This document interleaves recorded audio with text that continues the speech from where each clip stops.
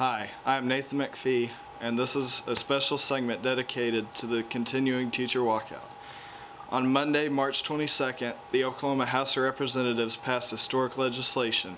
Some of the legislation gave teachers a pay raise and $50 million of additional educational funding for the state. The crew interviewed several legislators and experienced the teacher walkout.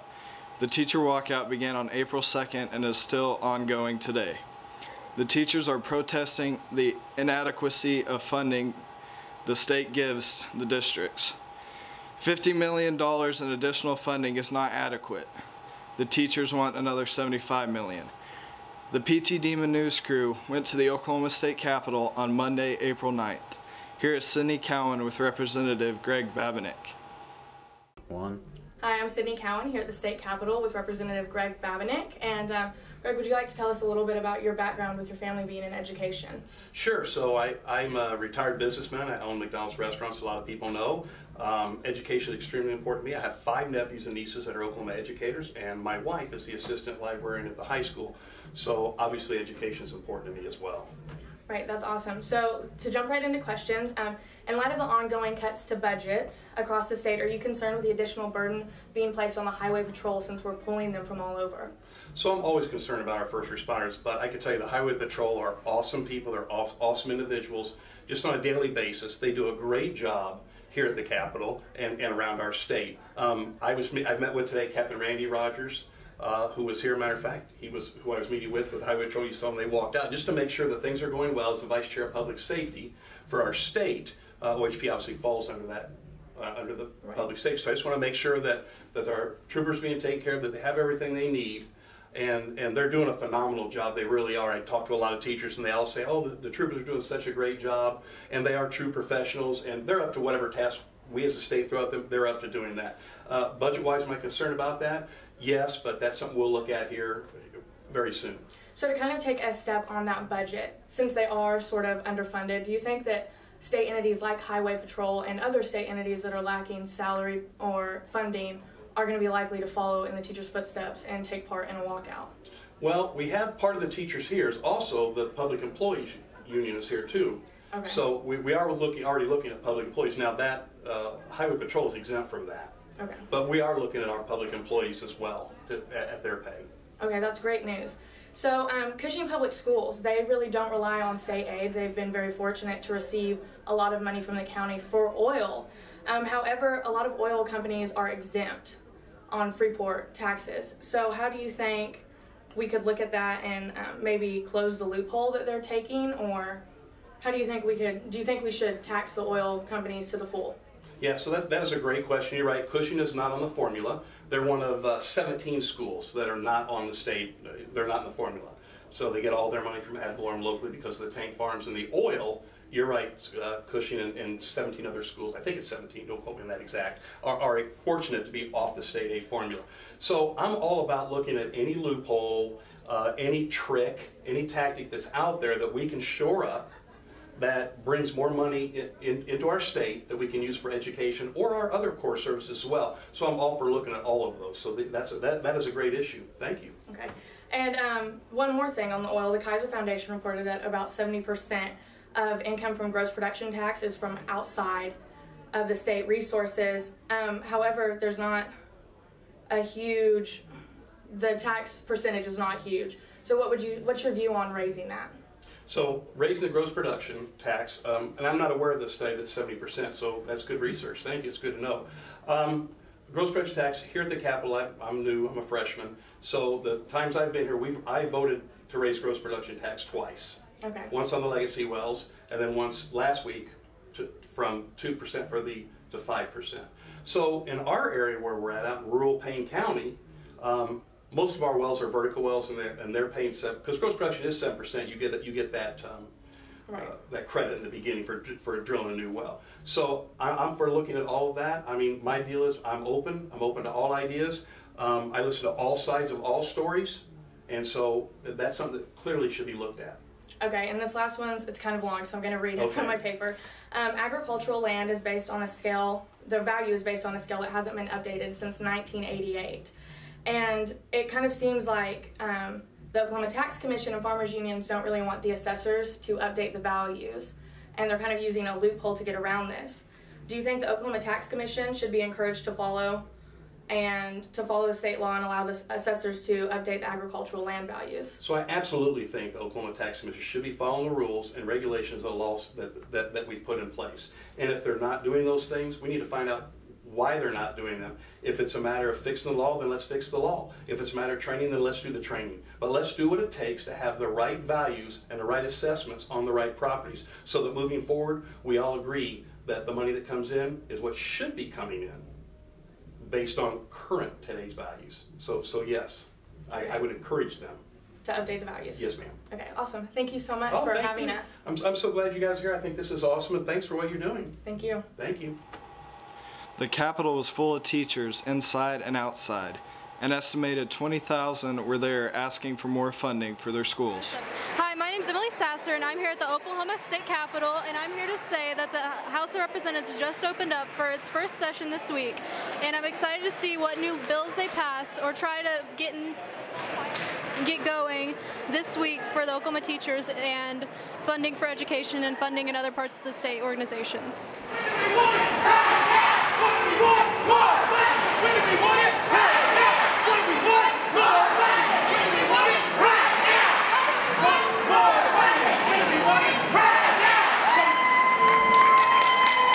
Could you tell me where all the troopers who are present at the Capitol today are coming from? Okay, yes, we have troopers that are coming in from all over the state.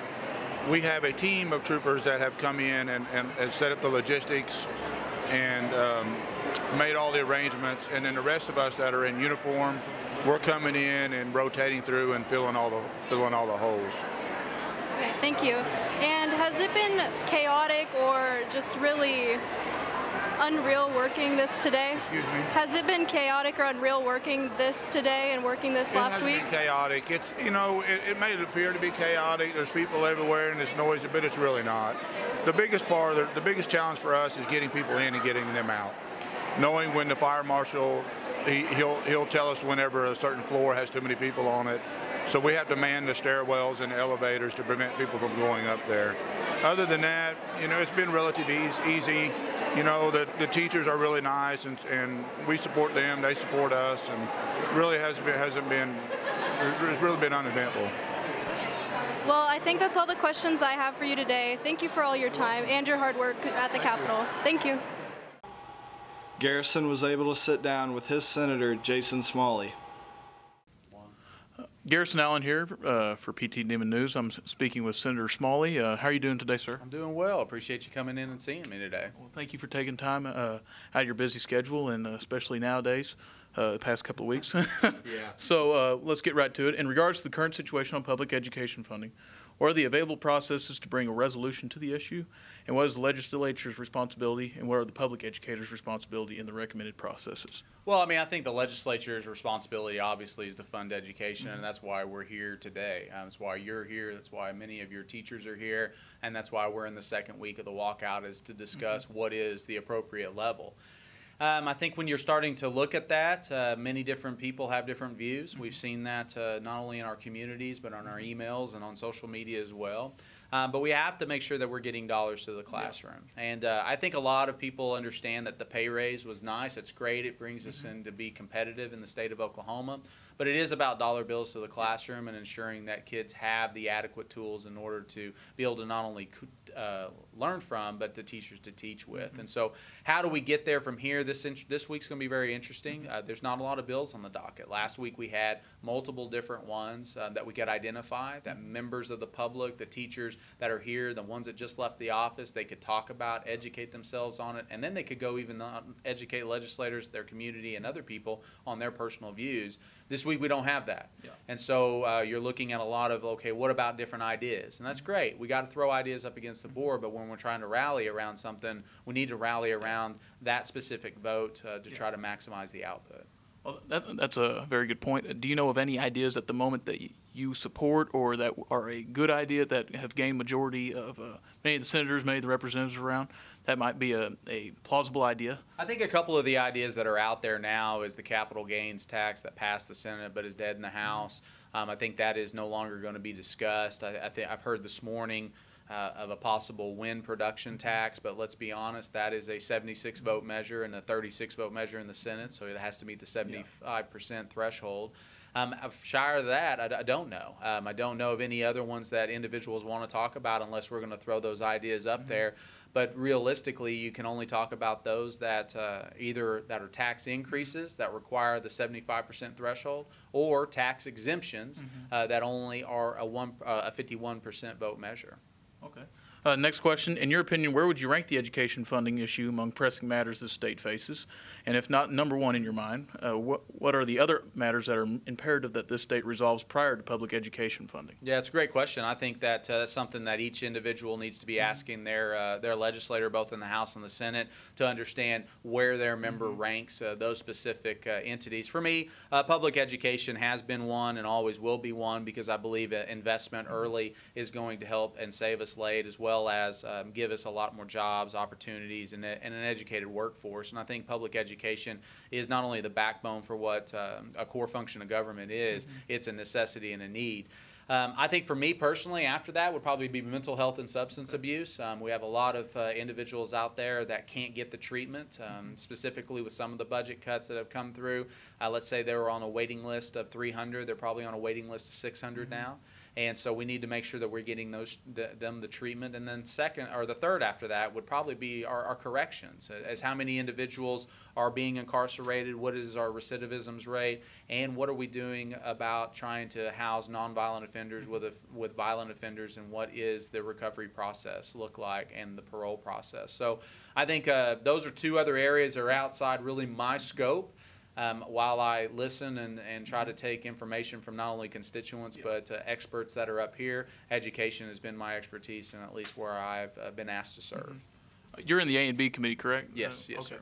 So with the funding going to education at the moment, do you see if there is any other ideas to go with mental illness in those areas, and the corrections facility? Is the education taking away from that at the moment, or is it opening new ideas for funding in those other two sections? Well, I think it's a great question, and I think it's a good perception of how the legislative process works. So I think we are behind. I think we need to take our time to meet with our constituents, meet with individuals from all across the state, not just our district, and I think we need to hear them out and ask and be willing to answer a lot of those questions that are important to them. But it has taken a lot of time, and I think that last week we have pushed a lot of our meetings, those meetings to discuss DOC, those meetings to discuss OJA, those meetings to discuss roads and bridges, and as we continue to move further, those meetings are going to continue to be put off. We still have regular policy bills that we have to meet. We still have deadlines within the Senate that we have to meet, and those do not get pushed just because we have the walkout happening. So I think it's a balance of understanding, being able to meet with constituents and then get back and do our work. I've got to present a bill today. I'm going to be working on that today. So that at one point or another, constituents may not find me in the office for 10, 15 minutes because I'll be presenting that bill.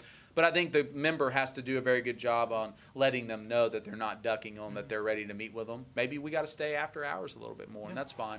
But yeah. The crew visited with Senator Tom Duggar, and he explained that the Senate passed legislation to repeal the capital gains exemption, and that legislation was sent to the House. He stated that it was dead on arrival. The House does not plan to pass that legislation.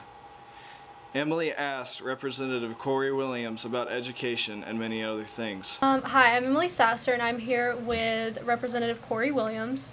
He represents Stillwater area, and I'm here to ask him a few questions. So Corey, with all the focus on appropriations for education, do you think that the public as a whole is missing out on the importance of criminal justice reform? More importantly, the large amount of money that is spent on imprisoning nonviolent offenders that could be used in other places such as kindergarten through 6th grade education.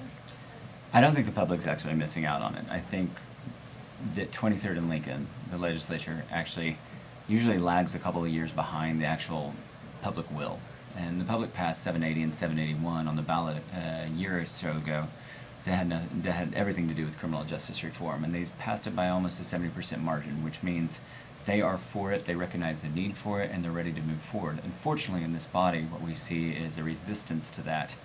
And I think the fiscal message that's attached to it is actually getting a little bit lost. Not by the public, but again, by the people here at 23rd and Lincoln. You know, in Texas, they passed criminal justice reform, and now the problem they have is what to do with the empty prisons. They're also starting to shut down a lot of their mental health centers and their drug rehab centers, not because they don't have the funding, but because they no longer have the need for it. Through education, most educated people don't want to use drugs. Most educated people have the tools to dig themselves out of a hole, so they don't feel like the world is always collapsing in on them. So they don't need the drug rehab centers. They don't need the mental health. They're able to get a job, and through that job they'll have insurance, and through insurance they can go to those facilities on their own without the state having to fund it. So we don't have to reinvent the wheel. We could follow that really liberal state to the south of us and pass criminal justice reform and save $200 to $300 million a year. Instead, I have a director of the Department of Corrections that's asking for a $1.2 billion appropriation. You know, $800 million of that is to build 2 new prisons. If you think about it in the most simple of terms, we spend somewhere between $18,000 and $22,000 a year to incarcerate somebody. We spend less than $5,000 to educate a student. We need to reverse that. Okay, next question. The Kaiser Foundation reported that 70% of the income from gross production tax is absorbed from those residing outside of the state of Oklahoma. Yet, many of the House of Representatives and Senate say raising the gross production tax will create a burden on Oklahomans. What is your view? Yeah, I was an advocate for raising the gross production tax back up to the 7%. Because here's the deal. Texas has a more expensive gross production tax. New Mexico has a more expensive gross production tax. The Dakotas, when we're sitting at 2 and the Dakotas are at 12 and they're still drilling in the Dakotas, we have a problem here. That means that our students are actually subsidizing Devon, Continental, White Star, and every other energy company to be able to drill outside of our borders because they can pay a higher GPT there because our low GPT is offsetting that. Our kids are the ones that are losing out on that. I think that we have gotten about as high as we are going to get for the political will of this body. I'm hopeful that the voters will restore it to 7% in November. And I need everybody to keep in mind that oil and gas doesn't pay ad valorem. So those wellheads that you see sitting there, the minerals under the ground, those aren't being taxed until they actually come up out of the ground. They can use that to secure financing, but they don't pay any taxes on it. The 7% gross production tax was in lieu of a property tax. When it went to 2, it just became absolutely ridiculous. Okay, next question. With all the precedent now set by the Oklahoma Education Association and the teachers, do you think the recent walkout will be copied in other areas of state government that have been voided of meaningful salary increases in the past several years? Well, I hope not, because we have a lot of house guests here right now. The place is packed. I'm hopeful that people will actually utilize it, not necessarily as a means of continued protest at the Capitol, but as a means of a continued wake-up call for civic engagement and say, hey, we have to vote differently. We have to ask different questions of the people that are running for office and demand specific answers, not platitudes.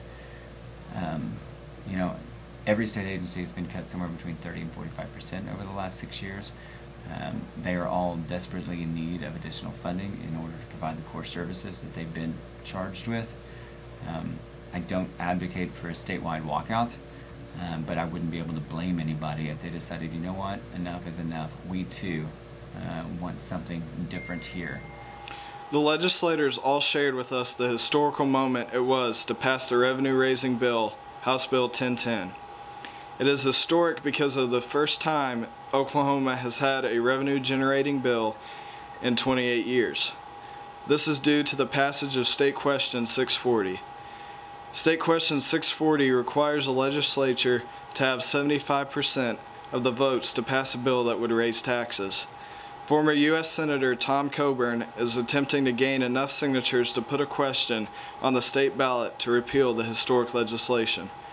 If this happens, the teacher will get a raise and the school a little more funding, but it will no longer have the revenue to fund.